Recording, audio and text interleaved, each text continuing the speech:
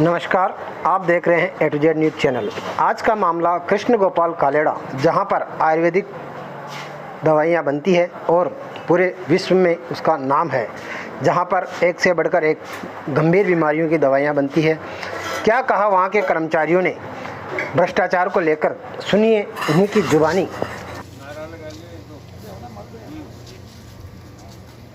मजदूर एकता जिंदाबाद, मजदूर एकता जिंदाबाद, मजदूर एकता जिंदाबाद।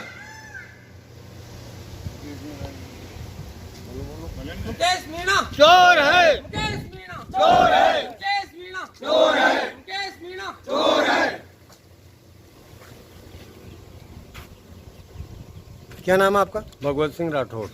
ये मुकेश मीणा कौन है जिसके खिलाफ आप नारे लगा रहे हैं? ये हमारे यहाँ के सेक्रेटरी है, कृष्ण गोपाल आयुर्वेद धर्मार्थ ट्रस्ट के। और जब से ये सेक्रेटरी बने हैं, इन्होंने इस संस्थान की ऐसी बारह बजाई है, इतने घपले किए, इतनी चोरियाँ की है कि आज हमारे संस्थान पे करोड़ों का कर्ज है। और कर्मचारियों को देने के लिए इनके पास पैसा नहीं है। जब भी वेतन वृद्धि का समय आता हमारा 4 वर्ष बाद, तो हम जाते हैं तो हमें यही बताते हैं कि हमारे पास कोई पैसा नहीं है। और सेल इतनी बढ़ गई है हमारी कि आज 26 करोड़ की सेल 2023-24 की हुई है। फिर भी कर्मचारियों को देने के लिए पैसा नहीं है, खुद की जेबें भर रहे हैं, जीएसटी के छापे पड़ रहे हैं, सारा पैसा अब खा रहे हैं। आज मुकेश मीणा के पास 8 गाड़ियां हैं, लग्जरी गाड़ियां हैं जो करोड़ों की है। 3-4 करोड़ में वो गाड़ियां खरीदी जा सकती है। उसका गोवा में फ्लैट है, मात्र उसकी 35,000 सैलरी है। और जयपुर में उसका मकान बन रहा है, उसमें स्विमिंग पूल भी बन रहा है। तो आप जान सकते हैं कि उसका एरिया कितना बड़ा होगा प्लाट का, जिसमें स्विमिंग पूल प्लस मकान बन रहा है। आपके जो यहाँ के जो चेयरमैन हैं, क्या उन्होंने कुछ कार्रवाई करी?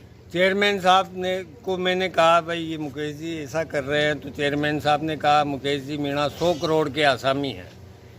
चेयरमैन का क्या नाम है आपके? दीनबंधु चौधरी चेयरमैन है हमारे यहाँ के, दीनबंधु ज्योति के मालिक हैं वो।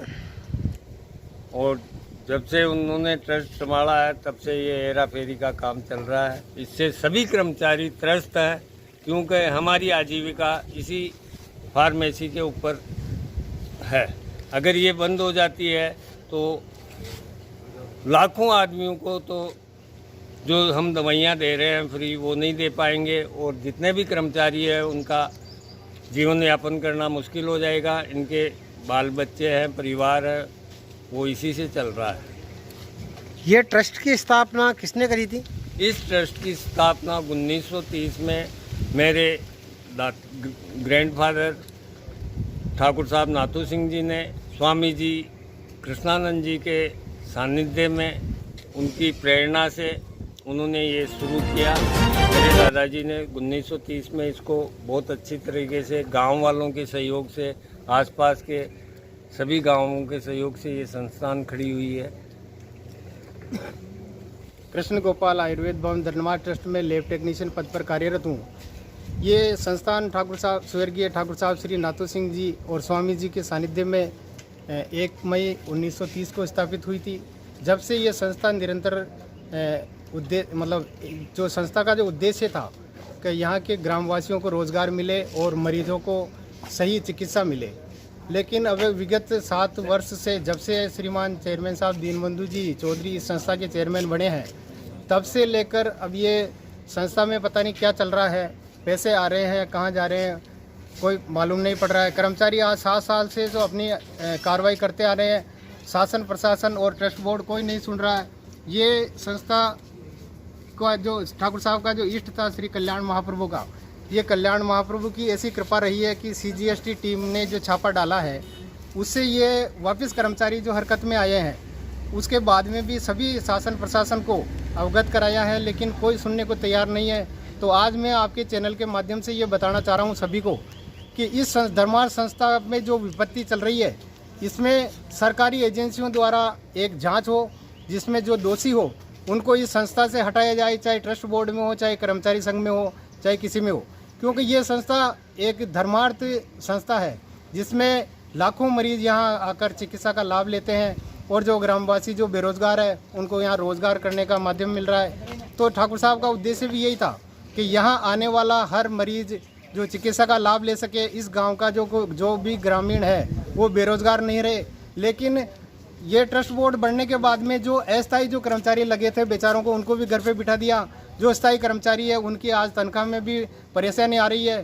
तो मैं आज आपके चैनल के माध्यम से ये आह्वान भी करना चाहता हूँ, जो भी कर्मचारी संघ का और इस संस्था के हित में जो अपना योगदान देना चाहता है, मैं ये आह्वान करता हूँ कि इसमें जो भी घपलेबाजी हो रही है, गबन हो रहा है, तो इसकी सरकारी एजेंसियों द्वारा जांच होकर एक निष्पक्ष काम होना चाहिए। आपके हिसाब से अब तक कितने करोड़ का घोटाला हो चुका है? ये अभी तक लमसम सुनने में ये आ रहा है कि 80-90 करोड़ रुपए का घपला हो चुका है, क्योंकि 7-8 साल से करीब इस संस्था में एक करनी नहीं लगी, बिल्डिंगें नहीं बन रही है, रॉ मटेरियल कच्ची सामग्री जहाँ पड़ी रहती है, बरसात में जो उसका पानी आता है, दवाइयाँ खराब हो जाती है। जबकि 10 साल पहले जो ट्रस्ट बना हुआ था, एक भी साल ऐसा नहीं जाता था कि यहाँ पर बिल्डिंग नहीं बन रही है, कोई काम अवरुद्ध हो रहा है। हमारे कर्मचारियों को भी संतुष्ट रखते थे। मरीजों के हमारे औषधालय में आने वाली कोई दवाई कटिंग में नहीं रहती थी।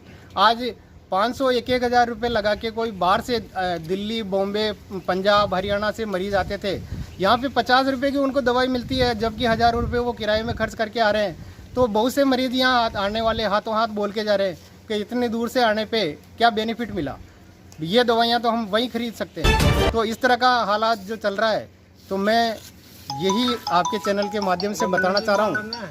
और जो भी इसमें सहयोग और अपना योगदान देना चाहता है, मैं कर्मचारी संघ की तरफ से यही मांग रख रहा हूँ कि ये जब संस्था बंद हो जाएगी तो यहाँ आने वाले लाखों लोग जो लाभान्वित हो रहे हैं वो वंचित हो जाएंगे। जो इस संस्था में जो काम कर रहे हैं कर्मचारी वो बेरोजगार हो जाएंगे, क्योंकि इनमें अगर संस्था के हित में अगर काम करने की मंशा से अगर कोई ट्रस्ट बोर्ड में भी है तो अपने सही ढंग से इसमें काम करे, क्योंकि जो कर्मचारी इसमें भ्रष्टाचार कर रहा है उसको बाहर करे। मैं यही करना चाहता हूँ।